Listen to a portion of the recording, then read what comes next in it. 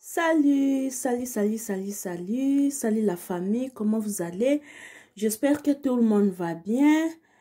Biso pe toza bien na mawanzambe, nzamba zo batela na ngolu na ye, tozolala tozolamuka, azosala biso bolamu yango to pesaka ye matondi avant ya kobanda lisolo na biso oyo tobongisi na tongo ya lelo oyo toye kopartager entre biso ba chrétiens, entre nous les Congolais, bandeko. Merci beaucoup de m'abonner à Miss Elongation. Merci de vous avoir abonné à notre chaîne. Même ceux qui n'ont pas abonné, n'hésitez pas de vous abonner massivement. Abonnez-vous, aimez la vidéo, partagez, commentez, botique la biso, ba reproche, ba commentaire, bisika otozo salamala mute, de père que to bongisa, po nambala esima, to bongisa po esala kaka kitoko makasi. Naningi bino mingi, bandeko na ngai, nzambe alola abatela apambola bino, nyoso bisika, nyoso bozali. Bandeko na eko partager moi muke concernant prophétie ya ndeko na biso ya mwasi mama na biso mams na biso ndenge toyebi biso nyonso ndenge babengaka ye ndenge tobengaka ye mams mama ya bakuke oyo ezali na kombo ya Sila Bisalu. Bandeko na ngai, ça fait mal. C'est pas bon, c'est pas gentil, bandeko, même si problème ezali. Donc, biso ba Congolais, koluka terre d'attente, ya ko solola, au cas où il y a un problème, au cas où il y a un souci, ba Congolais, tozala nangote. Est-ce que les réseaux sociaux et comme tribunal ya ba Congolais, eza basali ya nzambe, eza la bato basambi la kate, pareil, différence ezate bandeko nanga. Or que Bible zoloba biso y a différence entre ceux qui servent l'Éternel na ba o basale lanzambe te y a différence. Mais monde ya lelo bandeko na ngai différence eza lisusu te bandeko. Mama na biso prophétesse ou auchi comme sa prophétie pour ndeko na biso Sila Bisalu mama. Est-ce que maman na ndenge ya bonzambe mama, est-ce que yo moni réseaux sociaux ndezali tribunal esika yo ya kolekisa prophétie na yo pour ndeko na biso Sila? Non mama. Basila wana ba numéro na bango ezaka nango privé te. Bazaka na ba numéro na bango ezaka public, ezaka populaire de père que mutu soko za na posa na ye okozwa e facilement mama. Pourquoi nzamba lobi na biso ke non tant tozo bondela to bondela ye en secret. Kota na chambre na yo tia mabolongo na se bondela nzambe. Pourquoi nzamba zo senga biso bongo tant tozo bondela ye to bondela ye en secret mama. Oyo linge ko sala mama, pourquoi pas oluka kinde ko sila tant ozui vision et tant que prophétesse ozui message onge ko luka ndeko na yo mwasi ser na yo dans le Christ ande ko sila talanza batali singa boye talanza balobi na nga boye vraiment sala attention sala keba poso ki ozo continuer kaka nzamba ko frapper yo poso ki ozaka sope na kindoki yambola tika nini tubela et tout mama na place yo ko exposer ko humilier. Ndeko na yo mwasi, je pense que Sila aussi aza chrétien, aza muta sambelaka. Na place yo ya ko humilier ndeko na yo chrétien. Pourquoi mama? Pourquoi bino basali nzambe bozo yo kisaka ba chrétien soni? Pourquoi bozo yo kisa biso soni basali nzambe? Pourquoi bozo memela ki mosala ngo ya bino basala nzambe ndenge veme sengelite? Pourquoi ba humiliation ya boye? Pourquoi siko ma prophétesse place ozali nde batu bazo salela ko ba mission ba comme ko manquer ba respect ba comme ko finga yo sko boye bien donc ma prophétesse yo polingo diembela na ona simasila yo polingo zwana liyeba ni na simasila mama bobanga nzambe ko mama botika ofingisa kombo ya Yesu ko botika ofingisa kombo ya nzambe za nini yango na bino basali ya nzambe yango yo so ozui prophétie nzamba talisi yo mais luka ndeko wana bino basala nzambe secret boye bango te ozo bimisa prophétie ya vie ya mutu sa consentiment na ye puis o etale mutu na réseaux sociaux non ma prophétesse ok nango bien te mama boti ko fingisa kombo nzambe po ba live comme salama batu ba komo lo ba sala nzambe wana ba prophétie na bino ya lokuta pona nini bo fingisa kombo nzambe kombo ya Yesu basali nzambe ngo ya lelo. Yuso moni na nzamba taliso ke Sila za kindoki Sila mutaboma tata bango Sila mutaboma ki Satan alala na njoto Sila to boite. Pourquoi po kende ko luka Sila ngote? ke ko luka silo ebinda ko basila ba adresse ngo ya basila e batamaka c'est bomba matin oki ko luka ndeko ser non dans le Christ talanga ya za prophétesse nzamba la kisinga iboye nzamba lobi na ngai boye ndeko misala molili soit disant soki sila ngo pasaka na misala molili o melimi na misala no molili o bebisi mokili en tout cas soko tikite nzamba ko frapper yo oki ko luka ndeko bo sololi na kulisi so pende ko ngo soki pe sila ngo pasala na misala mabe a confesser pa na yo mosala nzambe asali kirdam o délivrer ye kene sika yo ya kotanda makaya buvi ya mutu na réseaux sociaux mama prophétesse osali mabe basaka bongo te mama basaka bongo te pona micho batu ba komaka kofinga koloba basali ya nzambe wana ba prophétie na bango ya lokuta yo mo miye oyena okomitika na réseaux sociaux batu ba finga yo kanisi ndo yo bimisi mambo asila okoleka si okozwa batu nde baosalo ba analyse batu baosalo ba live batu baosalo esengeli basala bongo te mo fo bo réfléchissaka basala nzambe yango mo petango bosala makambo na bino bo réfléchissaka pe nanu so po moni pe ki mosala nzambe mo pe na yaki ngo pe kana loyenge zonga no na bana nu zwana na cinéma et ça la ka bien zwana na cinéma ozana na ferni la na fernisema pe ndenge sengeli ba loi soki pe kozala musanza soki ezaka na article so pe ba loi landi bo landela na no makambo na bobanga na kanda nzambe pardon po makamsu bo sala bino basa nzambe ezoko affaibli kondima ya bato mutu mususu omona na posa yoke ko sambela ezate bato bakoma lwaka basala nzambe wana ba église wana Madame kuna sambe anana ndaku. Non, mais nzamba abike, venez à moi vous tous qui êtes chargés, fatigués, je vous donnerai du repos. Nzamba lobi langana eza monene kasi basali baza moke. Et nzamba eza monene basali baza moke, mais bino bato bo tambola na kombo Yesu Masia, so bozo se comporter manam te. Nanzela ba caractère na bino, nanzela be vandeli na bino, batiti na bino, yango de ko pousser batu ba batu ba nanzela nzambe. Na exemple na bino ba ma prophétesse bino ba pasteur exemple na bino betamboleli na bino ba conduite à tenir na bino vis-à-vis na nzambe nde sala ke batu basala nini balanda nzela nzambe mais bino ba makambo sala kinisa batu na présence ya nzambe eza malamu te ba pasteur eza malamu te vraiment bo sala mabe makasi eza malamu te bo memela mokila nzambe ngonde bino bolingi mukola suka nzamba otuna bino nzamba otuna bino kande yemo pa lobi pe ne juger point ako juger bino makasi bandeko nanga ma prophétesse to boite yo monaka yo vision nzambe lala ande pa na yo donc yo moni vision osani donc nzamba talisi yo osani kende luka la personne en question benga yeso ki yo zaka so na ki sanda ba toala so yo zaka wapi luka ba nimeona bamweza la no yo bomba te benga ndeko kendeko nzamba la kisinga vision nzamba lobi na ngabo nzamba lobi na ngabo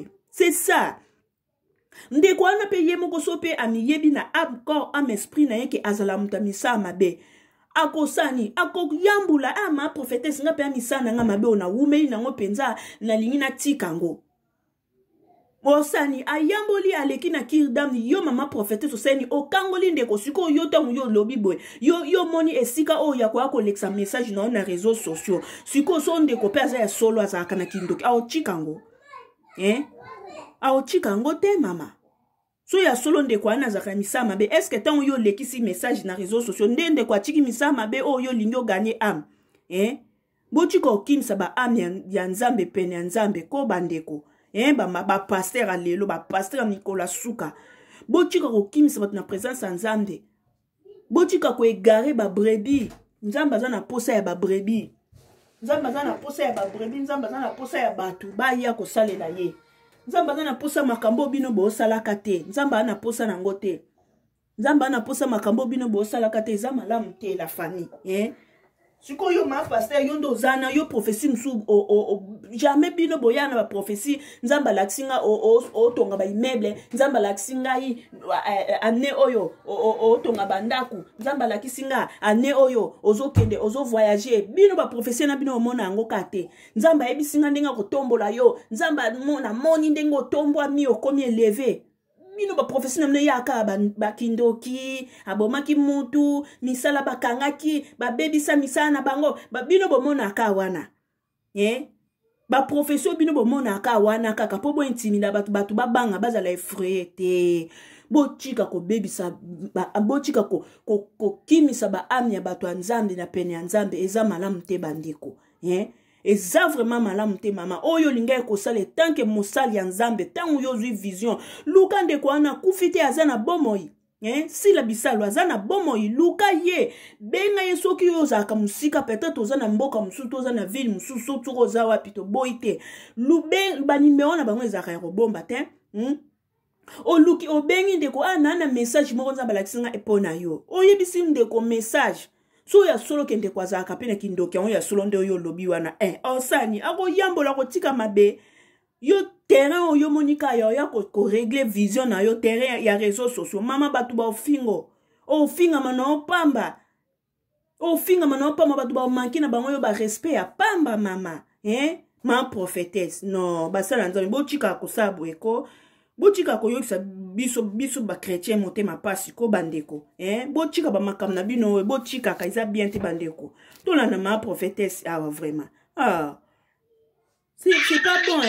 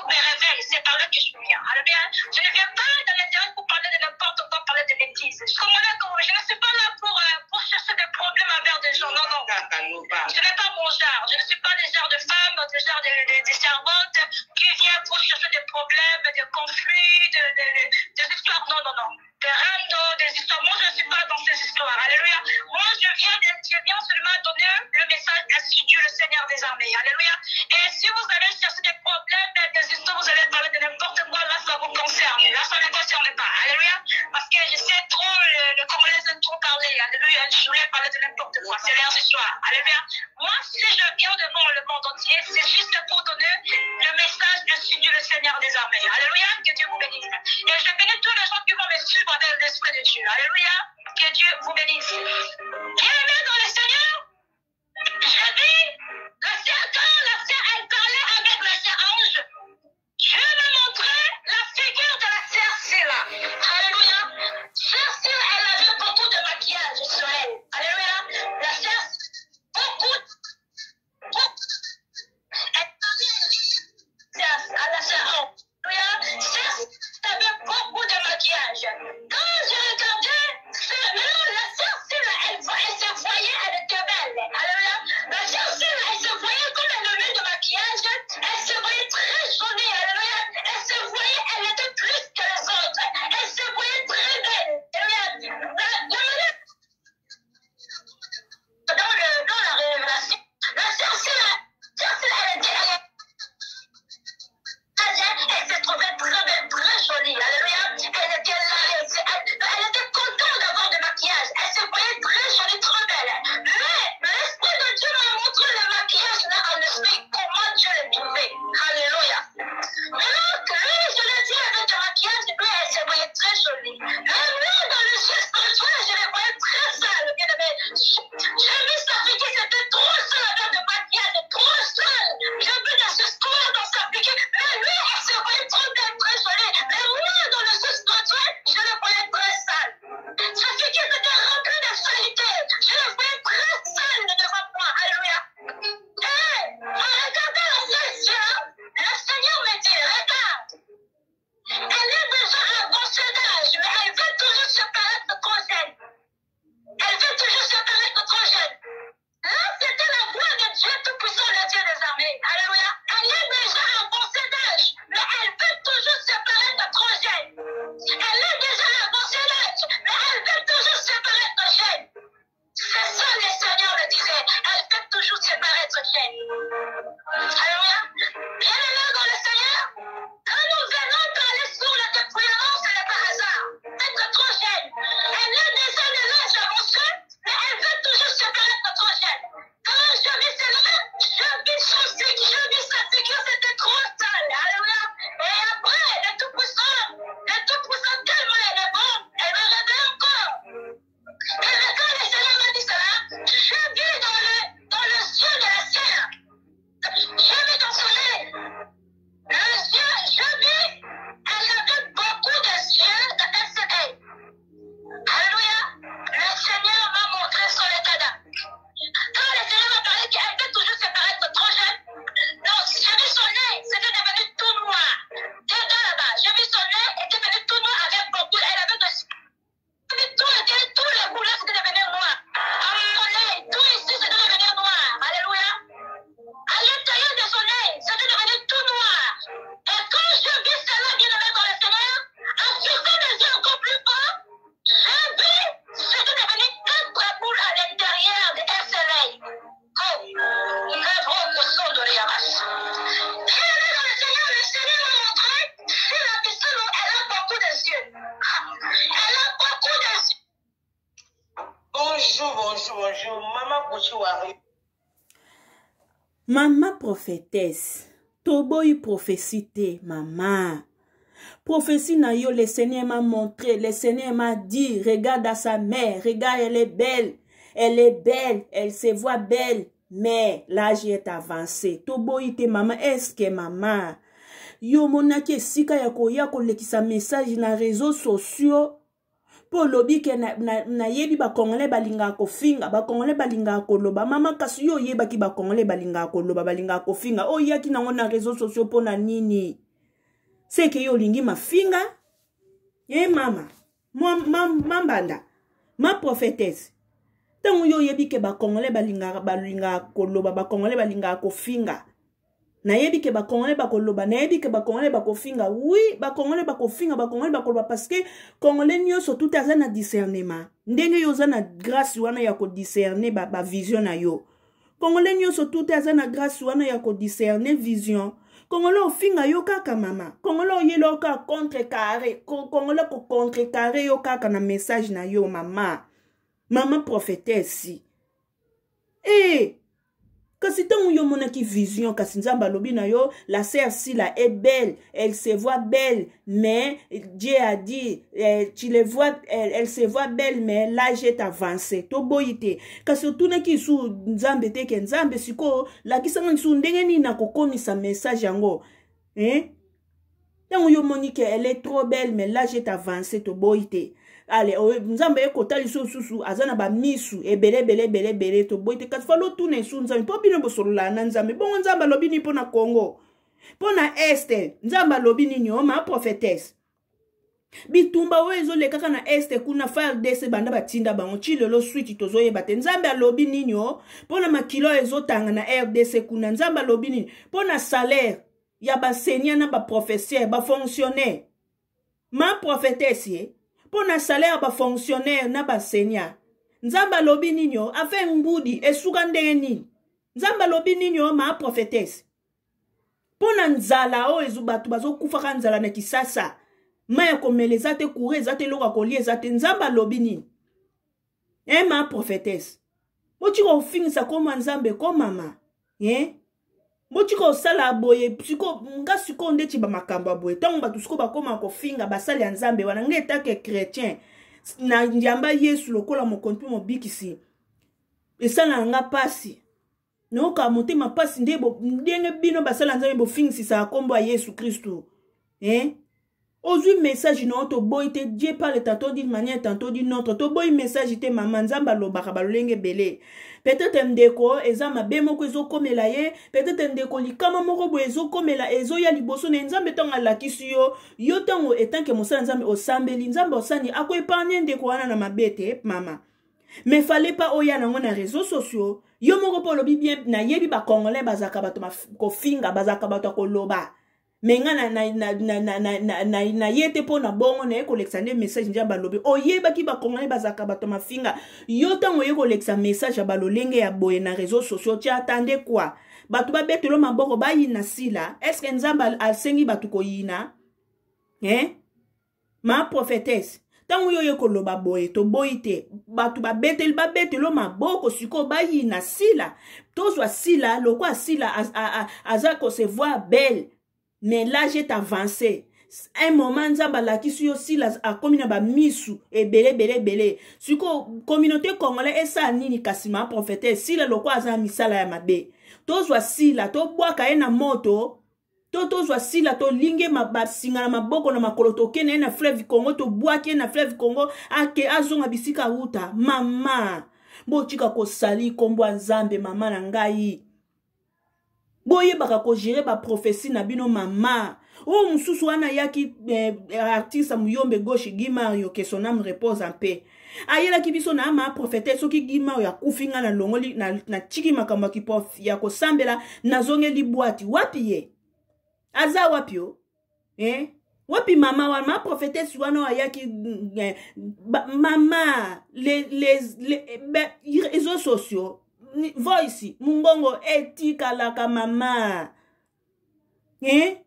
mochiko fingisa kombo nzambe ko mama olalola muto lochi no ndoto to boite nzambe so pe ndoto ndenga nzambe ngaloba balulenge bele to boite meyo sani buka mabolongo na se soki ndeko ana via molili sambela pona ye nzamba ko chapole na vi na ye so po moni pe moete concernant vision yo monaki luka ndeko ye moko yebisa ndeko ye moko likambu bino mibale luka ndeko ye moko ndeko tala problème nga na moni tala vision nga na moni nzamba lobi na ngabo eloko yo zaka na misama be soko tikite nzamba azo kebisa yo ako frapper yo ndeko wana ye moko soka yebi ke nga na zaka na misama be etanke yo za musa nzambe sani yango bomona batu bakoma kobanga kokeni koloba ba makambo na bango pe ba pasteur ake kotubela ake kosala kirdam ba makambo aboye oke kosala kirdam pa pasteur lobi makambo yo sola kina pasteur oyo kango na libanda oke kotubela koyambola masumu na yo okende koloba vina yo ko etale vina yo e pa pasteur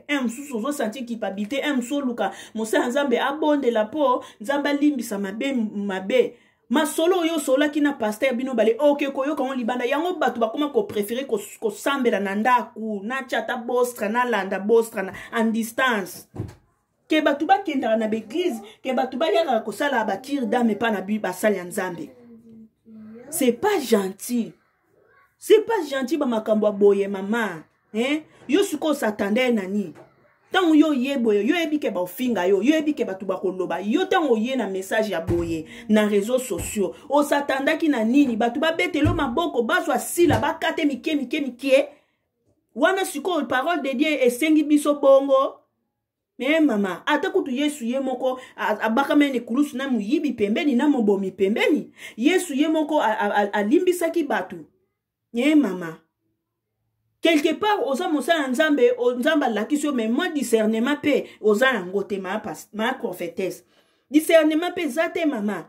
Toi tu penses que ton yo yaki, alléluia, je vais parler, l'insi de l'éternel, alléluia, na réseaux sociaux, allez, baton, moi y a réseaux sociaux, ba yamba, l'insi de l'éternel na yo. Ba ozwa si la ba kate misapi, po ma prophétesse alobi, l'insi de l'éternel, te batu ba ofingo. Batu ba ofinga yo, po communauté congolaise a ranango glissante. Batu ba ofinga yo, et surtout batu ndeti basila bon baza batu mon baza aimé na communauté. Yo ya oloba mabe na bango bongo pi ba makamde ti ya basoma boye. Te batu ba manke respect, batu ba ko douter na nzambe na yo. Batu ba ko douter na nzambe no sko yo siko ma prophétesse ofingi sisi nzambe. Est-ce que nzambe ono apesi o vision a sepela na yo?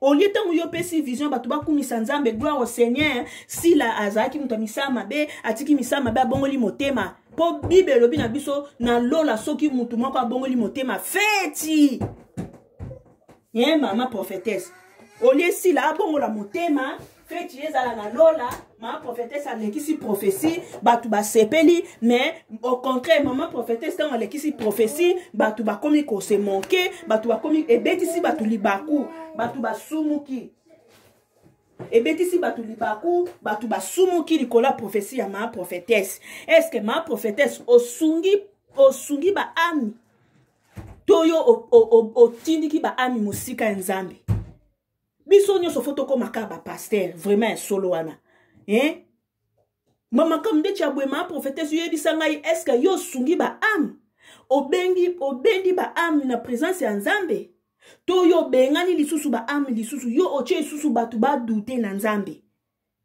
mama moza ka esprit ya discernement ba mama ba pasteur. Pourtant, yo zan esprit ya omona vision. Senga penza mbelikola vision baxelo discernement. Pourtant, yo moni vision pona mutu zana maîtrise ndeni no gérer vision ngo. Zana maîtrise ndeni no gérer vision. Vision yo surtout ba lobango te mama. Vision yo so ba lobango te so nzamba telisa ki osila za kindoki. Mso ezaki po yondo bondela. Po yondo bondela olela mawanzambe na via sila po sila nzamba longola sila na molili. Bo senga discernement. Boyebi Bible de Genèse Apocalypse mais discernement. Tant on moni vision, on moni di ka mutayo ça la confesser, mutayo ça la confession, so qui confesser et pas na yo zana discernement maîtrise ya rozali comme mutana ya ko bomba ngo secret. Poni ba sango tongo batu bakenda ko tubela. Poni ba sango ba bimisa ngo libanda te. Batu to bakenda ko tubele pa basango pona nini makambo wana bakenda loba na basango ba bima libanda te kaka bino ba pasteur ba prophétesse ba prophète ba pasteur ba évangéliste oyo kamuta akenda ko tubela akenda ko sa kir dam na epa musa nzambe makambo asola kana musa nzambe ka bomi bale ebimi libanda pona nini makambo wana ezalaka na ba pasteur na ba prophétesse na ba prophète mais ba sango batu ba chrétien catholique so ba ki ko sala ba ko tubele pa ba sango jamais oyo ka makambo kende ko tubele pa ba sango yo kango na libanda jamais bino ka ba pasteur eza malamu te bande konanga bo yo sa corps du Christ pasi bozo kimisa ba sala ba ami ya batu ya nzambe na présence ya nzambe eza malamu te mama. Yo s'attendait nani batu ba betelo maboko bazwa sila babwaka na ma ya fleuve to na mer Jourdain non batu ba ofinga yo boyaka na prophétie ekota ke bimaki boyela biso pe prophétie si la bisalu na loti obali po si la ngope na bali te non pas boti te boyela biso prophétie si la bisalu na moni oboti obali na moni vraiment mariage kitoko lati voile ya pembe bino boyaka na ba prophétie ka ya tala nzambe eza malamu te bandeko na ngai ma prophétesse eza malamu te yo sko s'attendait nani donc yo ya na prophétie no s'attendait nani ma prophétesse Osatane na nini? Yo ye na ona prophétie à l'esili okei, o même enkolo te. Te ma prophétesse, o même enkolo. O même enkolo. Yo ebite ma prophétesse, yo ebite so ye na likamu na réseaux sociaux ba melemela enkolo. O yebete. Mbasi maso nzamba tali so lisu yeba neni na kozana maîtrise ya ba vision na yo. Yeba ndeni na kozana discernement ya lobela makamno po na YouTube. O même enkolo ma prophétesse. O même enkolo. O tunete ma prophétesse. Batunaka te. Batunaka ma prophétesse ye batunaka. Yo ma prophétesse lo kwa miswa nzambe elala ipana yo to boite me batunaka. Na YouTube o même enkolo o leka ina persite batu ba ofingo batu ba selo batu ba ko selo ba analyse ba kongole ba ofingo ba manke ba kongole ba ko douter na nzambe na yo sambelaka. O tunete YouTube wapi ya communauté yo ya na problème déjà baboué. Ya communauté ba congolais. Ma prophétesse o même enkolo. O ko même enkolo mama. Chercher des problèmes, des histoires, vous allez parler de n'importe quoi, là ça vous concerne. Là ça ne concerne pas. Alléluia. Parce que je sais trop, le Congolais aiment trop parler. Alléluia. Je voulais parler de n'importe quoi. C'est leurs histoires. Alléluia. Moi, si je viens devant le monde entier, c'est juste pour donner le message de Dieu, le Seigneur des armées. Alléluia. Que Dieu vous bénisse. Et je bénis tous les gens qui vont me suivre avec l'Esprit de Dieu. Alléluia. Que Dieu vous bénisse. Bienvenue dans le Seigneur. J'ai dit, quand la sœur, elle parlait avec la sœur Ange, je me montrais la figure de la sœur Silla. Alléluia. Sœur Silla, elle avait beaucoup de maquillage sur elle. Alléluia. La sœur, beaucoup. Elle parlait à la sœur Ange. Alléluia. Sœur Silla avait beaucoup de maquillage. Quand je regardais, la sœur Silla, elle se voyait, elle était belle. Alléluia. La sœur Silla, elle se voyait comme elle avait de maquillage, elle se voyait très jolie, alléluia. Elle se voyait, elle était plus que les autres. Elle se voyait très belle. Alléluia. Dans la révélation, la sœur Silla, elle se trouvait très belle, très jolie, alléluia. Elle était là, elle était contente d'avoir du maquillage. Elle se voyait très jolie, très belle. Mais l'Esprit de Dieu m'a montré le maquillage là en esprit, comment Dieu l'a trouvé. Alléluia. Quand je l'ai dit avec du maquillage, elle se voyait très jolie. Mais moi, dans le ciel spirituel, je les voyais très sales, bien aimé. J'ai vu sa figure, c'était trop sale avec du maquillage, trop sale. J'ai vu des histoires dans sa figure, mais lui, il se voyait trop belle, très jolie. Mais moi, dans le ciel spirituel, je les voyais très sales. Sa figure était remplie de saleté. Je les voyais très sales devant moi. Alléluia. En regardant la sœur, le Seigneur me dit, regarde, elle est déjà à un bon âge, mais elle veut toujours se paraître trop jeune. Elle veut toujours se paraître trop jeune. Là, c'était la voix de Dieu Tout-Puissant, le Dieu des armées. Alléluia. Elle est déjà à un bon âge, mais elle veut toujours se paraître trop jeune. Elle est déjà à un bon âge, mais elle veut toujours se paraître jeune. C'est ça, le Seigneur le disait. Elle veut toujours se paraître jeune. Alléluia. Bien-aimé dans le Seigneur, quand nous venons parler sur le dépouillement, ce n'est pas hasard. Être trop jeune. Elle est déjà de l'âge avancé, mais elle veut toujours se paraître trop jeune. Quand je vis cela, je vis sa figure, c'était trop sale. Alléluia. Et après, le Tout-Puissant, tellement elle est bon, elle m'a réveillé encore. Et quand le Seigneur m'a dit cela, je vis dans le ciel de la sœur. Je vis dans son œil. Je vis, elle avait beaucoup de yeux dans son œil. Alléluia. Le Seigneur m'a montré son état d'âme. Quand le Seigneur m'a parlé qu'elle veut toujours se paraître trop jeune, non, j'ai vu son œil, c'était devenu tout noir. Dedans là-bas, j'ai vu son œil, était devenu tout noir avec beaucoup, elle avait de...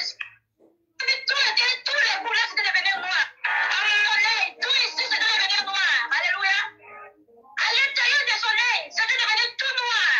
Et quand je vis cela, bien aimé dans le Seigneur, en fixant les yeux encore plus fort, j'ai vu, c'était devenu 4 boules à l'intérieur de un seul œil. Oh, un gros poisson de l'Iamas. Bien aimé dans le Seigneur m'a montré, si la personne, elle a beaucoup de yeux. Elle a beaucoup de yeux. Bonjour.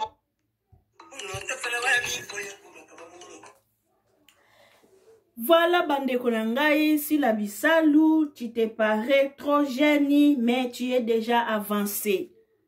Si la bisalou, yoka message, tu te parais trop jeune, mais tu es déjà avancé.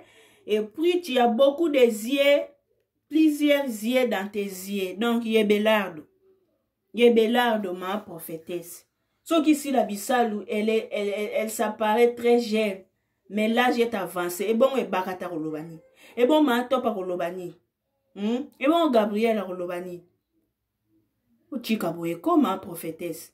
Si la bisalou s'apparaît très jeune, mais l'âge est avancé. Ma topa rolobani et bakata rolobani. Pour si la bisalou n'a bakata mukolo, mais t'as les bakata de azaka jeune.